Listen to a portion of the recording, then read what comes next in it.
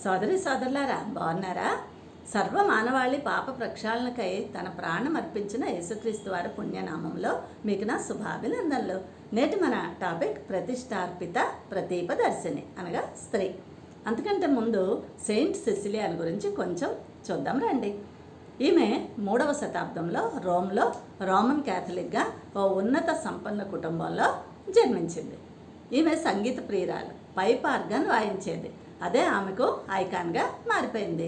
అయితే ఈమె బాల్యంలోనే దేవునికి ఒక మొక్కుబడి చేసుకుంది, జీవితాంతం కన్యగానే ఉండిపోతాను అని.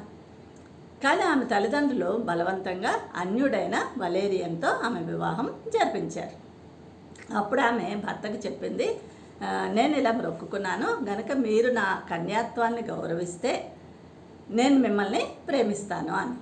లేదు అంటే నన్ను ఎల్లప్పుడూ వీక్షిస్తూ ఒక దేవదూత ఉంటాడు, అతడు శిక్షిస్తాడు అని. అప్పుడు ఆమె భర్త అన్నాడు, నేను గనక ఆ దేవదూతను చూడగలిగితే తప్పకుండా నీ కన్యాత్వాన్ని గౌరవిస్తాను అని. అప్పుడు ఆమె చెప్పింది, పోప్ అర్బన్ I చేత మీరు బాప్తిస్మం పొందితే ఆ దేవదూతను చూడగలరు అని. అతను అదే విధంగా చేసినప్పుడు ఆమె ప్రక్కన ఒక దేవదూత నిలబడి తన భార్య తల మీద గులాబీ పూలతో లిల్లీ పూలతో కిరీటం పెట్టే దృశ్యాన్ని చూశాడు. వెంటనే అతను మార్పు చెందాడు. అదేవిధంగా ఆమె ద్వారా మారిన ఆమె తమ్ముడు టిబెటియస్, అలాగే రోమా సైనికుడు ఒకడు మ్యాక్సిమస్ అనే అతను కూడా, ఈ ముగ్గురు ఆమె కంటే ముందుగానే దేవుని కొరకు హతసాక్షులైపోయారు.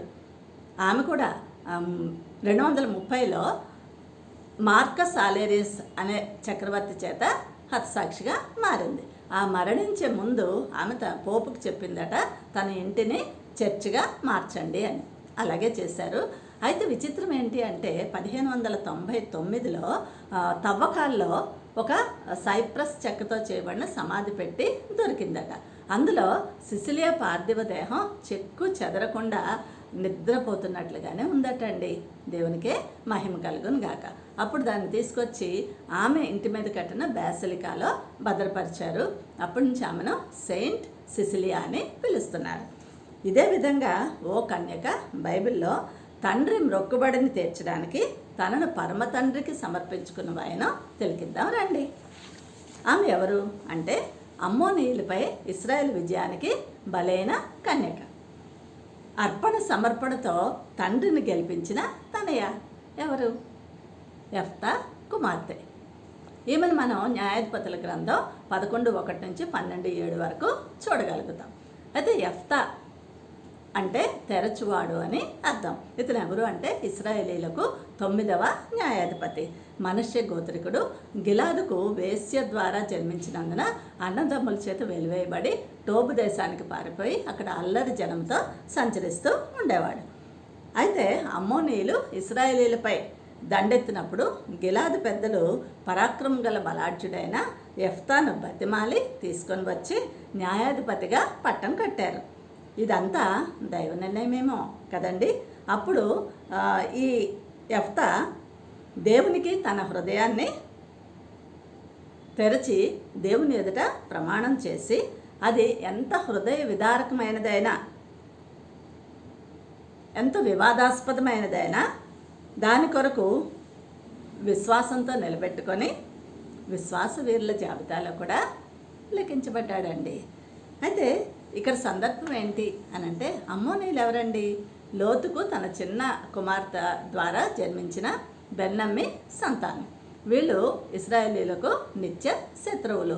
వారి 10వ తరం కూడా సమాజంలో చేరకూడదు అని దేవుని చేత శపించబడిన ప్రజలు. అటువంటి వారితో యుద్ధానికి ఇప్పుడు యెఫ్తా బయలుదేరుతున్నాడు. ఇక్కడ సందర్భం ఏంటి అనంటే, తమ ప్రధానునిగాను అధిపతిగాను యెఫ్తాను పెద్దలు తీసుకొచ్చి పట్టం కట్టిన తర్వాత కార్యోన్ముఖుడైన ఈ యెఫ్తా ఏం చేశాడంటే, ముందుగా తన సంగతంతా యెహోవా సన్నిధిలో విజ్ఞప్తి చేశాడండి. చూసారా ఎంత గొప్ప విషయమో. మరి మీరేం చేస్తున్నారు? మీకు ఏదైనా సమస్య వచ్చినప్పుడు దేవునితోనే ముందు విన్నవిస్తున్నారా, లేకపోతే వాళ్ళని వెళ్ళి ఆశ్రయిస్తున్నారా? ఆలోచించుకోండి. యెఫ్తా అమ్మోనీయుల రాజుతో కలిసి సంధికి సన్నాహాలు చేశాడు. కానీ వాళ్ళు దానికి ఇష్టపడక అది విఫలమైంది. వాళ్ళు కయ్యానికి కాలు దూవుతున్నారు కనుక ఇప్పుడు ఏం చేస్తున్నాడు అని అంటే యుద్ధ సన్నద్ధుడై యెహోవా సన్నిధిలో మ్రొక్కుబడి చేశాడు. ఆత్మతో నింపబడిన ఈ యెఫ్తా యెహోవా ఆత్మ తన మీదకి రాగా దేవుని సన్నిధిలో ఏమని మ్రొక్కుబడి చేశాడంటే, నువ్వు గనక నాకు విజయం ఇస్తే నేను తిరిగి ఇంటికి వెళ్ళేటప్పుడు మా ఇంటి ద్వారం నుండి ముందుగా ఏది ఎదురొస్తే దానిని నీకు దహన బలిగా అర్పిస్తాను అని. ఏమండి, తర్వాత చాలా ధైర్యంతో యుద్ధం చేశాడు, ఘన విజయాన్ని సాధించాడు, ద్విగుణీకృతోత్సాహంతో ఇంటికి వస్తున్నాడు. అప్పుడు అతని కుమార్తె హర్షాతిరేకంతో అతన్ని ఎదుర్కోవడానికి తంబుర్లతో నాట్యంతో ఎదురొచ్చిందండి. అంతే, అతని ఆనందం అంతా ఆవిరైపోయింది. అయ్యో నా కుమారి, ఎందుకు నన్ను ఇంత దుఃఖానికి గురి చేసావని విలపిస్తున్నాడు. ఏ నాన్న, ఏం జరిగింది అని అంటే, నేను ఇలా మొక్కుకున్నానమ్మా, యెహోవాకు మాట ఇచ్చాను, నేను వెనక్కి తీయలేను అన్నప్పుడు ఓ సింతేనా? అలాగే కానీ నాకు మాత్రం 2 నెలలు టైం ఇస్తే నేను నా చెలికత్తలతో పాటు కొండల మీదకి వెళ్ళి కన్యాత్వం గురించి ప్రలాపించి అప్పుడు తిరిగి వచ్చేస్తాను నాన్న, నువ్వేం చేయాలో చేసుకో అప్పుడు అని చెప్పింది. చూసారండి ఎంత మంచి అమ్మాయో. అప్పుడు అదే జరిగింది. తర్వాత యెఫ్తా తన మొక్కుబడి తీర్చుకున్నాడు. అక్కడి నుంచి ఇశ్రాయేలు కన్యకలు ప్రతి సంవత్సరం కూడా 4 దినాలు యెఫ్తా కుమార్తె గురించి ప్రలాపించడం ఆనవాయితీగా మారిపోయింది అన్నమాట. అయితే మరి ఈ యెఫ్తా జీవితంలోంచి మనం ఏం గ్రహిస్తున్నాం అని అంటే 3 విషయాలు చెప్పొచ్చు. ఏంటి అని అంటే, మన గత చరిత్ర ఎలాంటిది అయినప్పటికీ సరే దేవుడు మనల్ని మార్చుకొని వాడుకుంటాడు అని. రెండవదిగా మనం చూస్తే దేవునితో అసమంజసమైన అసంబద్ధమైన ప్రమాణాలు, మొక్కుబళ్ళు, వడంబడికలు చేయకూడదు అని. మూడవది, మనం ఏ పనైనా ప్రారంభించే ముందు దేవుని ప్రార్థించాలి అని. వింటున్నారా? గనుక ఈ ఇహలోక న్యాయాధిపతి ఎలా ఉన్నాడు అని అంటే, తన కుమార్తె విషయంలో దేవునికి ఇచ్చిన మాట నిలబెట్టుకొని తన ఏకైక కుమార్తెను బలిగా అర్పించి మరి అంతటితో తన వంశం అంతరించిపోతుందని తెలిసి కూడా మరి ఎలా అనిపించాడు అని అంటే, ప్రవచనముల ద్వారా మనకు మాట ఇచ్చి తన ప్రియకుమారుని మన కోసం బలిగా అర్పించిన ఆ పరమ న్యాయాధిపతికి సాదృశ్యంగా లేడంటారా? తప్పకుండా అలాగే ఉన్నాడు మరి కదా. మరి అయితే ఇతను చేసిన ప్రమాణంలో చాలా వివాదాలు కూడా ఉన్నాయి. చాలామంది దీన్ని చాలా వివాదాస్పదంగా తీసుకున్నారు. ఏదేమైనప్పటికీ యెఫ్తా కుమార్తెకి దగ్గరికి మనం వస్తే, ఆమె అన్యుల ఇలాకాలో పెరిగింది అయినప్పటికీ స్వచ్ఛమైన మనస్సు కలిగి ఉంది, అలౌకికమైన మనస్తత్వం కలిగి ఉంది, నిస్వార్థపరత, దేశభక్తి తత్పరత, అలాగే ఆత్మల ఆధిక్యత కలిగిన సౌశీల్యవతి యెఫ్తా కుమార్తె. మరి ఈమె జీవితంలో నుండి 4 సంభవాలు ఈరోజు మనం చూద్దాం రండి. మొట్టమొదటిది ఆమె అనుస్పందన, రెండవది అనుమతి, మూడవది అనునయం, నాలుగవది అనుస్మరణ. మొదటిది ఏంటండి? అనుస్పందన. ఆమెకు ఇతర బైబిల్ స్త్రీల వలె ఎటువంటి నైపుణ్యాలు లేవండి, ఎటువంటి కళలు కూడా లేవు, ఎటువంటి వరాలు లేవు, మరి తలాంతులు కూడా లేవు. అయినా సరే తనను తానే బలిగా అర్పించుకోవడానికి సుముఖత చూపి ఆ క్రీస్తుకే సాదృశ్యంగా లేదంటారా? కదండి.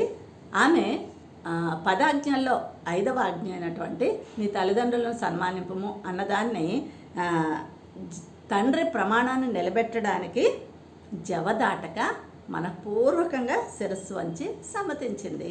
మరి ఏమాత్రం వ్యతిరేకత లేదు, మరి అసహనం లేదు, ఏమి లేవు. నేను యెహోవాకు మాట ఇచ్చి ఉన్నాను, మేరలేను లేకపోతే వెనుక తీయలేను అన్నటువంటి కన్నతండ్రికి, అలాగే 2వ కొరింథీ పత్రిక 12:14లో మీ సొత్తును కాదు మిమ్మునే కోరుచున్నాను అన్న పరమ తండ్రికి కూడా ముదుమార విధేయురాలు అయిందండి ఆమె. అంతేకాదు, ఇంతకంటే గొప్ప వరాలు ఏముంటాయి చెప్పండి ఆమెకి? ఇశ్రాయేల్ విరోధులపై విజయానికి ప్రాణార్పణ చేసిన త్యాగశీలిగా మన హృదయాలను ఆర్ద్రపరచడం లేదా ఆమె 15వ సంకీర్తన 1:4 అంటోంది, యెహోవా గుడారంలో అతిథిగా ఉండదగిన వాడెవడు? ప్రమాణం చేయగా నష్టము కలిగినను మాట తప్పని వాడే అన్నట్లుగా ఈమె తన తండ్రి జీవితంలో అంటే యెఫ్తా జీవితంలో విశ్వాసపు అధ్యాయాన్నే లిఖించిందండి. ఎంత అందమైన అర్పణ కదా ఆమెది. అమోఘమైన దేశభక్తి, అలాగే అణకువ గల ఆత్మ, అపారమైన వినమ్రత కలిగిన పితృవాక్ పరిపాలకురాలు అని చెప్పొచ్చు యెఫ్తా కుమార్తెని కదండి. దేవునికే స్తోత్రం కలుగును గాక. రెండవది అనుమతి. హెబ్రీ స్త్రీలకు అవివాహితగా లేదా సంతాన విహీనగా మరణించడం అనేది ఒక చేదైన అనుభవం. సమాజంలో మాతృత్వానికి పునరుత్పత్తికి ఎంతటి విశిష్ట స్థానం ఉందో మనందరికీ తెలిసిందే కదండి స్త్రీ విషయంలో. అలాంటి మాతృత్వం ఎన్నటికీ పొందలేను అని తెలిసి కూడా ఆమె ఏం చేసిందండి? తల్లడిల్లిపోలేదు. తనను తాను దైవ సేవకై సిద్ధపరచుకోవడానికి 2 నెలలు తన చెలికత్తలతో స్నేహితులతో కలిసి కొండలపై ప్రలాపించడానికి తండ్రిని అభ్యర్థించింది, అనుమతి అడిగింది. అప్పుడు భగ్న హృదయుడైన ఆ తండ్రి మరి బలిపీఠం మీద అర్పింపబడబో తన కుమార్తె చివరి కోరికగా ఎంచి దాన్ని అనుమతించాడు. మరైతే ఆమె ఏం చేసింది? అక్కడికి వెళ్ళి, నా దేవా, నా తండ్రి, నా దేశమా, నా జీవితంలో ఈ 3 పేటల పాశం వంటి మీ ప్రేమ నుండి నేను నిశ్శబ్ద సమాధిలోకి దిగిపోతున్నాను అని మోషే ఎలా అయితే తన ప్రజల గురించి ప్రభువా వీరిని రక్షించకపోతే నీ గ్రంథంలో నుంచి నా పేరు తుడిచేయి అని ప్రార్థించాడో ఆ విధంగా ప్రార్థించి ఆ భగవంతుని అనుమతి కూడా పొందుకుందండి ఆమె. దేవునికే మహిమ కలుగును గాక. తర్వాత 3వదిగా ఆమె అనునయం. ఆమె వెళ్ళింది ఎక్కడికి అనుకుంటున్నారు? కొండలపైకి. అదే 121:1లోను అలాగే 123:1లో చూస్తాం కదా. మరి దావీదు స్తుతించినట్లుగా అత్యున్నత స్థలముల్లో అంటే సర్వోన్నతమైన స్థలముల్లో అత్యున్నతమైన అనుభవం పొందడానికి ఈమె అక్కడికి వెళ్ళిందండి. వెళ్ళి ఏం చేసింది? నిస్సందేహంగా తన అర్పణ కొరకైన ఆత్మస్థైర్యాన్ని, ధైర్యాన్ని, బలాన్ని పుంజుకొని భగవంతుని అనునయం పొంది తిరిగి ప్రమాణాన్ని కట్టుబడి తండ్రి దగ్గరికి వచ్చేసిందండి 2 నెలల అనంతరం కదా. మరి అలా తిరిగి వచ్చిన ఆమెను యెఫ్తా ఏం చేసి ఉంటాడంటారు? 11:35 ప్రకారం న్యాయాధిపతుల గ్రంథం మనం చూసినట్లయితే దహన బలిగా అర్పించే ఉంటాడు కదండి. అయితే ఇక్కడ ఒక చిన్న క్లారిటీ. యెఫ్తా ప్రమాణంలో 2 భాగాలు ఉన్నాయి. మొట్టమొదటిది ఏంటంటే, ఏ వ్యక్తి అయితే ముందుగా తన ద్వారం నుండి వస్తారో వారిని జీవితాంతం దైవ సేవకు ప్రతిష్ఠించడం. రెండవది ఏంటంటే, ఏ పశువు తనను ఎదుర్కొనడానికి ముందుగా వస్తుందో దాన్ని దహన బలిగా అర్పించడం. చూసారా? మరి ఇక్కడ మొదటిదే చేసి ఉంటాడు అని విజ్ఞులు, దైవజ్ఞుల అభిప్రాయం. ఎందుకు అంటే నరబలి యెహోవాకు హేయం కదండి. ఇస్సాకును బలివనిచ్చాడా దేవుడు? చివరి క్షణంలో ఆపేశాడుగా. గనుక అది జరిగి ఉండదు. మరి ఏం జరిగి ఉంటుంది అని అంటే, జీవితాంతం కూడా దైవ సేవకు కుమార్తెను ప్రతిష్ఠించాడు అన్నమాట. దేవునికే స్తోత్రం కలుగును కాక. మరి దేవుని పిల్లలారా, మీ ప్రార్థనా ధూపంతో, ఎందుకంటే లేవికాండం 1:13లో యెహోవాకు దహన బలి ఇంపైన హోమం అంట. మరి మనం ఏం హోమం చేయాలి అంటే దానికి ప్రత్యామ్నాయంగా 141వ సంకీర్తన 2వ వచనంలో ఉన్నట్లు ప్రార్థనా ధూపంతో యెహోవాకు హోమం చేయాలి. చేస్తున్నారా? చేయకపోతే ఈరోజే మీరు ప్రారంభించండి. 4వది అనుస్మరణ. ఇశ్రాయేలు కుమార్తెలు ప్రతి ఏటా 4 దినాలు ఆమెను స్మరించుకోవడం ఏమైనా వింత? ఆమె చేసింది ఏమైనా అల్పమైన విషయమా? కాదు కదండి. తన తండ్రి ప్రమాణ నెరవేర్పు కోసం, అలాగే దేశ స్వాతంత్రం కోసం, అలాగే దేవుని చిత్తం కొరకు ఆమె చేసిన కార్యం అల్పమైనదేది కాదు కదా. అందుకనే రోమ 12:1లో పరిశుద్ధమును దేవునికి అనుకూలమునైన సజీవ యాగముగా ఆమె తనను తాను సమర్పించుకున్న ఆమె వారికి మనకి కూడా స్ఫూర్తిదాయకం కాదంటారా? తప్పకుండా. ఎలా అయితే యేసయ్య ప్రజలందరిలో నుండి ప్రత్యేకించబడ్డారో అలా ఈమె కూడా కన్యలందరిలో నుండి ప్రత్యేకింపబడింది. మరి క్రైస్తవ జనాంగమా, ఇహలోక మాలిన్యం మీకు అంటకుండా మీరు ప్రత్యేకింపబడుతున్నారా? లేకపోతే ఈరోజే ప్రత్యేకంగా ఉండండి. ఇక దేవుని కుమారునికి దైవసుతునకు యెఫ్తాసుతకు సాదృశ్యాలు చూద్దాం. మొట్టమొదటిది, దైవకుమారుడు దీనాతి దీనంగా పశువుల తొట్టెలో పరుండబడ్డాడు. అంతేకాదండి, పేదవాడైన వడ్లవాణి ఇంట పెంచబడ్డాడు. అలాగే ఈమె కూడా అక్రమ సంతానంగా జన్మించిన తండ్రికి జన్మించింది, సామాన్యమైన జీవితమే జీవించింది. రెండవదిగా, యేసయ్య తండ్రి చిత్తాన్ని నెరవేర్చడానికి ఈ లోకానికి వచ్చి బలిగా పెంచబడ్డాడు. ఆమె కూడా తండ్రి ప్రమాణాన్ని నిలబెట్టడానికి ఆత్మత్యాగం చేసింది. మూడవదిగా, ప్రభు జీవితంలో స్త్రీ పాత్ర లేదు, భవబంధాలు లేవండి. అందుకే ఒకసారి తన తల్లి సహోదరులు వచ్చినప్పుడు ఆయన అన్నారు, తండ్రి చిత్తం నెరవేర్చిన వారే నా తల్లియు నా సహోదరులను నిష్కర్షగా చెప్పేశారు కదండి. గనుక ఒక స్త్రీ వివాహం జరిగితే తన భర్తను సంతోషపెట్టడానికే చూస్తుంది. కానీ ఈమె అవివాహితగా పరలోకపు భర్త అయిన దేవుని సేవను సంతోషపెట్టడానికే తన జీవితం అంతా అర్పించింది. ఇక నాలుగవది, రక్షకుడు మంచి యవ్వనంలో ప్రజలందరి కోసం ప్రాణత్యాగం చేశారు. ఈమె కూడా మంచి యవ్వనవతిగా తన జీవితాన్ని దేవునికి అంకితం చేసింది. ఐదవదిగా మనం చూస్తే, క్రీస్తు లోకమంతటిని పాప దాస్య శృంఖలాల నుండి విడిపించడానికి అర్పించబడ్డాడు. అలాగే ఈమె కూడా తన దేశం స్వతంత్రం అవ్వడానికి తను ఆత్మత్యాగం చేసింది. ఆరవది, అభిషిక్తుడు తన జీవితం అంతా తండ్రి పనిని నెరవేర్చుటకే వెచ్చించారు.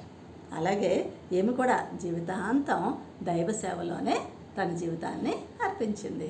ఇంకా ఏడవది, చివరిదిగా, మెస్సయ్య శత్రువైన సాతాను తల చితకద్రొక్కడానికే తన ప్రాణం అర్పించాడు. అలాగే ఈమె కూడా శత్రువులైన అమ్మోనీయులను పై విజయానికి తన ప్రాణత్యాగాన్ని చేసింది. చూసారా, మరి తండ్రేమో పరలోక న్యాయాధిపతికి సాదృశ్యంగా ఉంటే, యెఫ్తా కుమార్తె యేసుక్రీస్తు వారికి సాదృశ్యంగా ఉంది. మనం ఇంతవరకు ఎవరిని గురించి నేర్చుకున్నాం? యెఫ్తా కుమార్తెను. యెఫ్తా అంటే అర్థం ఏంటి? తెరచువాడు అని కదండి. ఇతను ఎన్నవ న్యాయాధిపతి? 9వ న్యాయాధిపతి. ఎన్ని సంవత్సరాలు పాలించాడు? 6 సంవత్సరాలు పాలించాడు కదా. మరి యెఫ్తా కుమార్తెలోంచి మనం ఏం నేర్చుకున్నాం?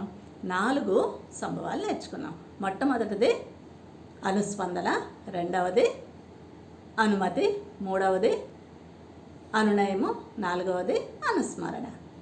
మరి ఆమెలో ఉన్న ఈ సుగుణాలన్నిటినీ మనం కూడా పుణికిపుచ్చుకొని త్వరలో రానయ్యున్నటువంటి రారాజుగా రానయ్యున్న యేసుక్రీస్తు కొరకు ఎదురు చూద్దాం. ఈ మాటలు దేవుడు మనందరి హృదయాల్లో ఫలింపచేయును గాక. సర్వే జన సుఖినో భవంతు. జై Bharat. God bless you all.